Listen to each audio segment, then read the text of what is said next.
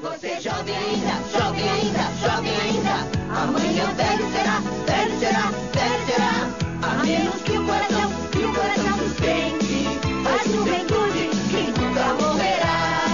Existem jovens de 80 e tantos anos e também velhos de apenas 26. Porque velhice não significa nada e a juventude volta sempre outra vez. Se você é jovem ainda, jovem ainda, jovem ainda, amanhã velho será, velho será, velho será. A menos que o coração sustente a juventude que nunca morrerá. E você é tão jovem quanto sente, pode apostar, é jovem pra valer.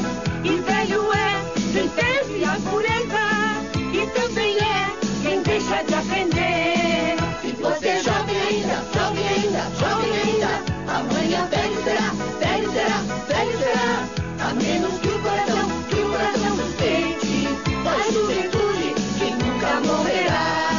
Não diga não à vida que te espera, pra festejar a alegria de viver, pra agradecer a luz do seu caminho, e você vai tudo isso entender. Se você é jovem ainda, jovem ainda, jovem ainda, amanhã velho será, velho será, velho será. A menos que o coração sustente a juventude que nunca morrerá.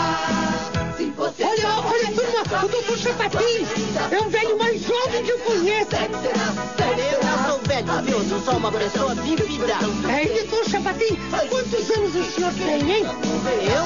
Todos. Mas isso não te interessa, viu? Jovem ainda. Amanhã velho será, velho será, velho será. A menos que o coração